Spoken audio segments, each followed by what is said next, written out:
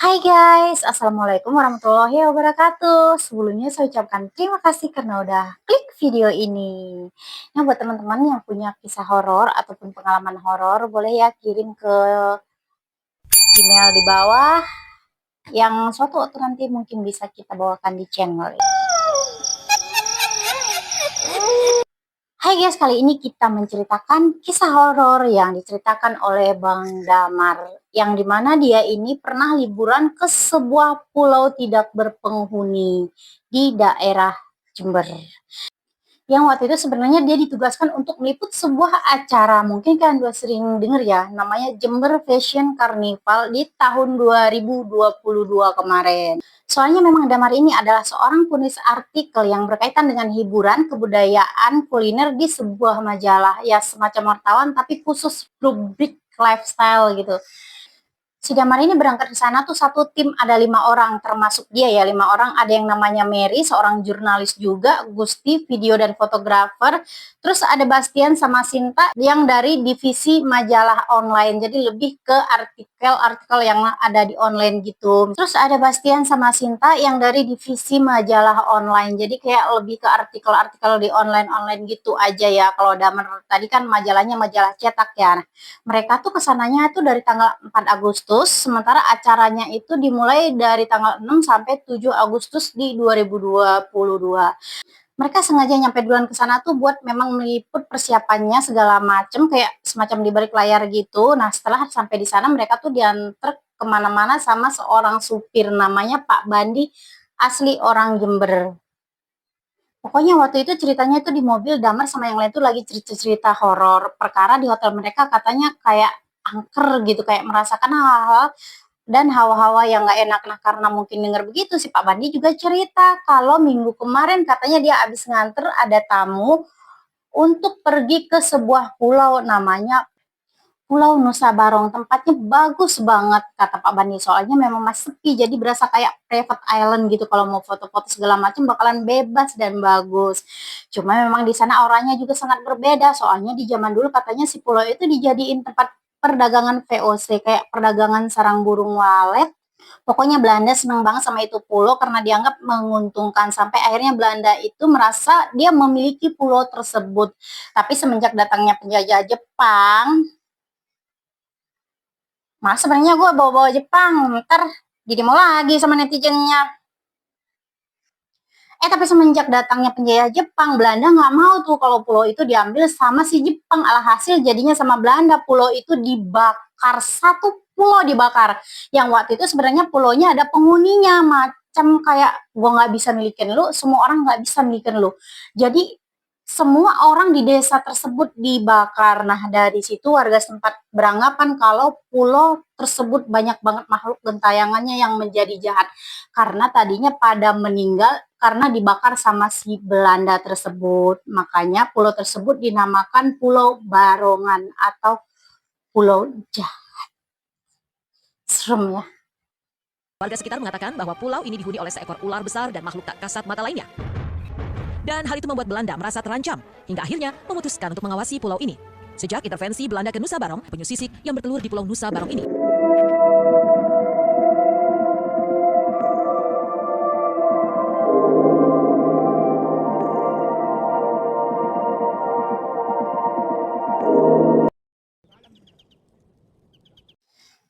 Pas Damar kayak nge-searching di Google, ternyata dilihat tuh dari gambar-gambarnya Pulau Barong ini memang nggak berpenghuni tapi cantik banget ya. Semua itu mungkin karena nggak terkontaminasi sama tangan-tangan kotor manusia ya, soalnya udah lama nggak berpenghuni dan udah jarang dikunjungi. Nah, karena acara Jember festivalnya tadi masih beberapa hari lagi, jadi mereka ini masih punya waktu spare untuk liburan. Toh kerjaan mereka juga udah disiapkan dengan baik. Nah, mereka punya waktu luang, punya waktu senggang gitu untuk liburan. Jadi mereka berencana untuk one day trip aja ke pulau tersebut. Cuma kata si Pak Bandi sebenarnya jika mau ke sana itu nggak bisa sembarangan guys. Kalau misalkan mau masuk-masuk sampai ke area hutan kayak di tengah-tengah harus lewat izin dulu dari Balai Besar Konservasi Sumber Daya Alam di sana. Karena Pulau Barong itu ternyata termasuk kawasan Suaka Marga Satwa yang dilindungi. Dan di sana emang sama sekali nggak ada penghuninya. Jadi emang harus hati-hati dan dicatat siapa aja yang masuk ke sana. Jadi kalau misalkan nggak pulang bisa dicari karena ketahuan track recordnya siapa aja yang masuk dan siapa aja yang udah keluar dari kawasan tersebut. Namun kalau misalkan cuma ke bagian bibir pantainya aja di pinggir-pinggiran itu mah bebas-bebas aja, bisa nggak perlu izin. Macam kayak perahu tuh melimpir sebentar boleh. Ya udah karena itu gas. Singkat cerita besokannya mereka pergi karena mereka cuma mau tektokan doang buat foto-foto aja. Pak Bandi ini menganterin mereka sampai ke Pantai Pugar namanya. Dan dari situ mereka naik kapal nelayan untuk bisa sampai ke Pulau Barong. Benar-benar kapal nelayan guys yang nggak ada atapnya. Kalau di Ancol gitu kan ada sampan tapi masih ada atapnya. Tapi ini seperti itu tapi nggak ada atapnya. Awalnya mereka kayak ragu-ragu takutan kalau nanti kapalnya kebalik gimana di tengah laut gitu. Cuma ternyata dilihat emang ombak kala itu bersahabat, nggak ada hal-hal yang aneh hingga akhirnya mereka sampai ke Pulau Barong. Ya udah mereka eksplor di sekitaran pantai. Waktu mereka lagi kayak jalan-jalan menyusur pantai, si Mary ini bilang kayak ngelihat orang lari gitu dari dalam hutan. Jadi kan pantainya itu ada bebatuan ya, terus langsung berbatasan dengan hutan juga. Jadi Mary ngelihat tuh kayak ada orang yang lari. Namun waktu itu yang lainnya bilang mungkin itu pengunjung lain, walaupun di bibir pantai daerah situ cuma ada perahu mereka doang dilihat-lihat, tapi itu kan pulau luas, bisa aja pengunjung lainnya di bagian belakang pulau tersebut, beda sisi lah gitu ya kan. Nah, si Damar sama Bastian itu basicnya nggak begitu suka foto-foto, jadi mereka memutuskan untuk mancing aja, minjem pancingan si punya nelayan yang mengantar mereka ke situ. Dan nungguin yang lain yang sedang foto-foto. Nah, kalau Gusti kan emang ngambil buat dokumentasi pribadi ya, sama motoin cewek-cewek lah. Biasalah cewek-cewek ya kan, kalau ada yang indah dikit, krek, cheese, gitu. Jadi pas lagi mancing si Damar dapat ikan tapi nggak begitu besar. Sebastian kayak dapet, tuh apa nih berat banget ikan kakap di gede nih gitu. Pas ditarik ternyata cuma boneka. Mungkin itu boneka punya pengunjung lain yang jatuh karena ya basah, udah lama berjamur, jadi bonekanya tuh cukup berat sampai dikira ikan besar. Kondisinya juga udah nggak begitu bagus, matanya udah hilang. Nah, tadinya mau dibuang aja tuh sama Bastian, tapi Damar bilang jangan dibuang lagi. Nanti kalau dibuang lagi tuh ke laut, bisa jadi sampah. Akhirnya diambil dan dibawa ke perahu yang rencananya akan dibuang di pinggir pantai. Tau-taunya Gusti, Mary sama Sinta lari-lari sampai ngos-ngosan nyamperin tempatnya Damar karena mereka bilang mereka ngelihat ada ular gede banget di sana, ada di bebatuan dekat pantai terus masuk ke hutan. Si Sinta nyeritanya sampai merinding, sampai kayak nangis gitu. Udah Damar itu nanya, kita balik aja apa gimana? Kita kan udah nyampe ke pulaunya, udah ngelihat, udah explore juga gitu. Soalnya mereka kan emang cuma bisa di sekitaran pantai aja, nggak boleh masuk ke area hutannya. Akhirnya mereka memutuskan untuk pulang dari pulau tersebut, tapi pas mau pulang motor dari kapal mereka itu mogok guys, nggak bisa nyala. Jadi itu kan kapal nelayan yang pakai motor penggerak kan. Nah itu motornya nggak bisa nyala guys, alhasil nggak bisa jalan. Mau diapain juga itu nggak bisa. Sementara itu masih waktu dari siang ke sore, angin masih angin dari laut ke darat. Yang biasanya nelayan aja kalau pergi malam hari karena menggunakan angin dari darat ke laut. Sementara di sana pun dilihat-lihat nggak ada sinyal juga. Wah kacau nih, panik nih mereka nih. Nggak, motornya nggak nyala, handphonenya nggak ada sinyal, nggak bisa minta pertolongan kemana-mana. Nah, si tukang perahunya yang katanya nelayan juga, namanya Pak Heru. Dia berusaha tuh untuk ngebenerin motornya, tapi nggak bisa-bisa. Sementara Damar sama yang lain juga nggak ngerti lah masalah begituan ya. Nah, mereka tuh akhirnya melimpir ke area yang banyak pepohonannya karena panas. Waktu itu kan masih waktu siang ya. Nah, option mereka tuh nunggu aja gitu. Kalau misalkan ada pengunjung lain yang datang hari itu bisa minta bantuan atau apes-apesnya nunggu sampai besok pagi. Karena kalau Pak Heru ini misalkan nggak balik lagi ke Pantai Puger, pasti keluarga dan teman-teman yang lain nyariin dan mereka pun tahu Pak Heru itu hari itu ke Pulau Barong atau si Pak Bandi deh supir mereka yang benar-benar tahu keberadaan mereka. Tapi masalah utama yang sebenarnya pada saat itu mereka nggak bawa bekal makanan sama sekali. Orang niatnya cuma TikTok doang, akhirnya udah nunggu sejam lebih. Pak Heru bilang mesinnya rusak nih, nggak bisa dibenerin, nggak tahu kenapa. Walaupun panik, mereka berusaha untuk santai aja. Nah, benar aja tuh guys, sampai sorenya nggak ada pengunjung lain yang datang sana. Jadi mereka doang yang ada di pulau itu dan harus nunggu sampai besok. Nah, karena sudah merasa lapar, mereka kepikiran. Nah, sebelum matahari tenggelam menjadi gelap, mereka mencari ranting untuk buat api unggun dan untuk bakar-bakar ikan buat mereka makan. Cuma masalahnya tadi kan yang bisa dieksplor di pantai tersebut itu cuma di bibir pantai aja, nggak boleh masuk ke dalam-dalam hutan. Soalnya mereka kan nggak izin dan mereka nggak berani juga. Dari situ yaudah mereka nyari ranting-ranting di sekitaran hutan aja, jadi nggak bener-bener masuk ke dalam hutan, jadi di pinggir-pinggir aja. Pokoknya mereka mencar, Damar sama Basri akhirnya mancing ikan lagi sama Pak Heru, si Mary, Gusti sama Sinta. Akhirnya mereka ngumpulin dedaunan ranting yang bisa digunakan untuk api unggun. Pas lagi mancing si Pak Heru sempet nanya juga, itu temen-temennya nggak masuk hutan kan? Si Damar bilang enggak kok, tadi saya pesenin cuma di pinggir-pinggir aja. Mereka juga takut nggak akan masuk, soalnya tadi juga mereka ngelihat ular gitu. Nah, cuma kayak Pak Heru ini mukanya kayak khawatir gitu, sampai kayak pandangannya tuh nyariin teman-temannya si Damar mulu ke arah hutan ya. Sebenarnya di kapal itu ada lampu petromak ya yang dari minyak itu, tapi tetap aja mereka kan butuh api buat bakar-bakar ikan segala macem. Habis udah lumayan kekumpul ikannya, akhirnya mereka bakar-bakar. Mereka juga bikin apinya tuh kayak deket ke perahu, jadi agak ke bibir pantai gitu. Mereka nggak mau terlalu deket dengan hutan karena emang serem dan takut kebakaran juga. Mereka berusaha menghibur diri dengan bakar ikan seadanya, berasa kayak lagi terdampar kayak di film-film. Cuman waktu itu awalnya mereka emang nggak takut karena mereka yakin bakal diketemuin esokan harinya. Mereka pokoknya intinya bete aja kok, sial banget bisa sampai begini kejadiannya. Nah, namun lagi-lagi hari sial kan nggak ada kalender yang nggak ada yang tahu. Nah, mereka ngobrol-ngobrol dan memprediksi kayak tebak-tebakan gitu, kayaknya apinya bisa sampai pagi nggak ya? Terus kira-kira besok bantuannya bakal nyampe jam berapa ya gitu, pada taruhan lah, pada pada buat mengisi kegabutan gitu. Habisnya baterai-baterai handphone mereka juga udah pada mulai lobet gara-gara nyari sinyal terus kan, buang-buang baterai ya, HP-nya jadi panas ya. Pas lagi ngobrol-ngobrol begitu, tiba-tiba dari arah hutan ada suara kayak kayak semak-semak diinjek gitu. Gimana sih? Gimana suara semuanya langsung berdiri. Apaan tuh? Takutnya ular gede yang tadi dilihat siang-siang. Mereka langsung berlindung di balik api karena ular kan katanya takut api ya. Nah, tapi nggak lama ya semak-semaknya berhenti. Tapi mereka udah deg-degan aja, jadi mikir kita nanti tidurnya gimana ya gitu. Cuma kalau cowok sih bilangnya mereka nggak bakal tidur, mereka bakal begadang. Paling cewek-cewek kalau mau tidur ya di pasir udah, mereka nggak bawa alas apa-apa, orang mau TikTok doang tadinya. Ya udah sih, cewek-cewek juga bingung kalau bisa tidur ya tidur, dan mereka juga nggak yakin bisa tidur di tempat yang seperti itu. Jadi di sekitaran api, selain ngobrol-ngobrol, mereka ya udah nyanyi-nyanyi, ngobrol, nyanyi-nyanyi, ngobrol. Pokoknya hal itu terus dilakukan sampai sekitar jam 10 malam.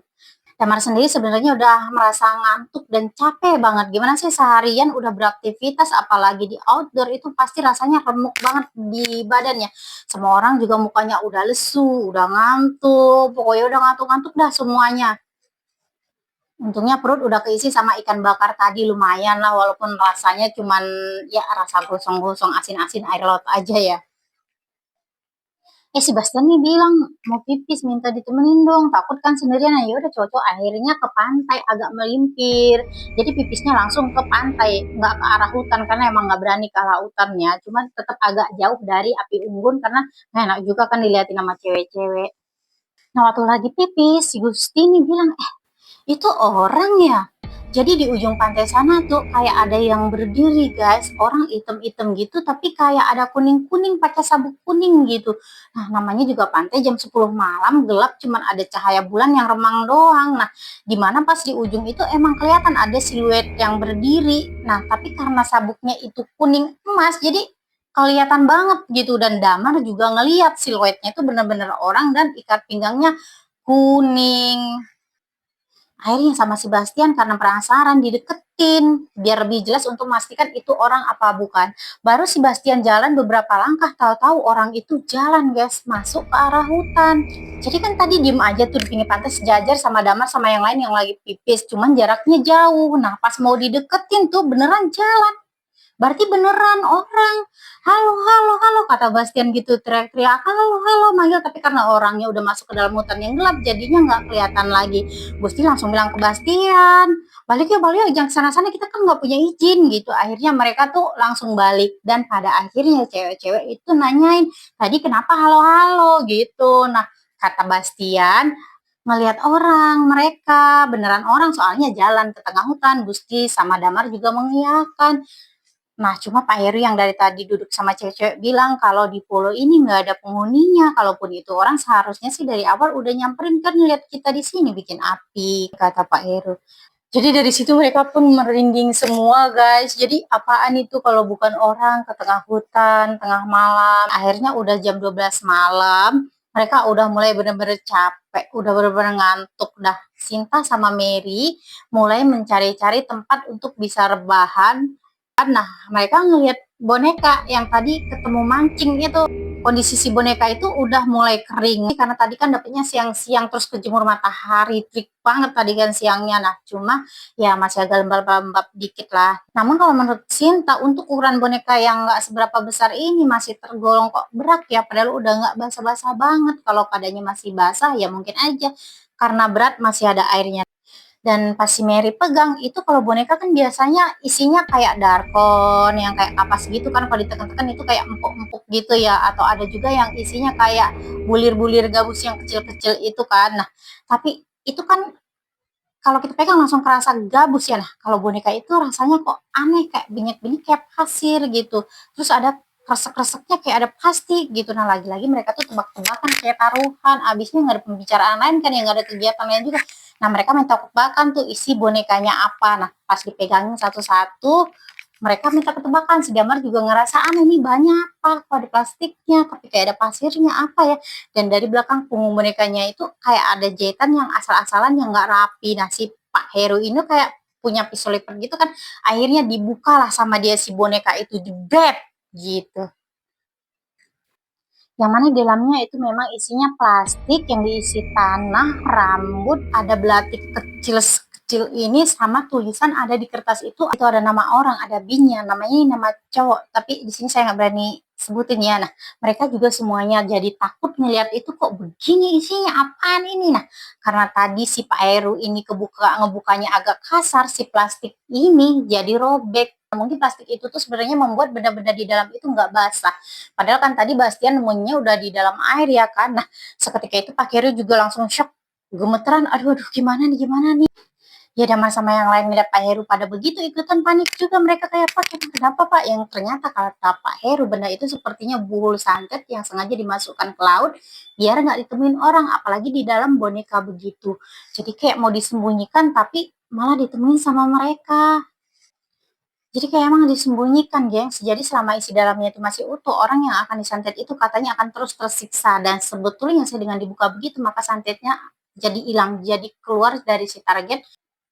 Namun kata Pak Heru untuk membuka hal-hal begituan nggak bisa sembarangan karena tadi itu mengandung kekuatan hitam yang jahat dan mematikan. Jadi kalau salah-salah dibuka sembarangan, santetnya bisa kena orang yang ngebuka. Jadi kayak langsung terbang ke dia. Makanya Pak Heru ini ketakutan banget. Damar pokoknya benar-benar ngeliat mukanya Pak Heru itu kayak panik banget, sampai-sampai Damar juga bingung dan kasihan ngelihatnya. Pak, tenang Pak. Semuanya juga berusaha menenangkan Pak Heru nih lagi begitu. Toto Pak Heru kayak melotot ke arah hutan, dia gemeteran gitu.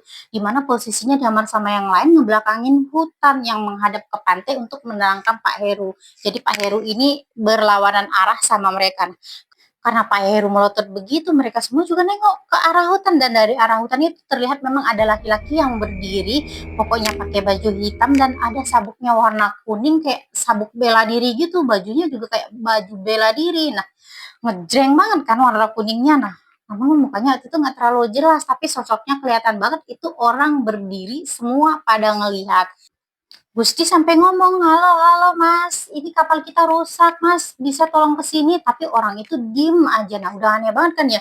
Damar juga dalam hati udah ngebatin, kayaknya ini bukan orang, walaupun di situ ada api unggun, tapi yang kelihatan cuma bagian sekitar badannya aja. Ada tangan, ada kaki, dan ikat pinggangnya yang sangat ngejreng.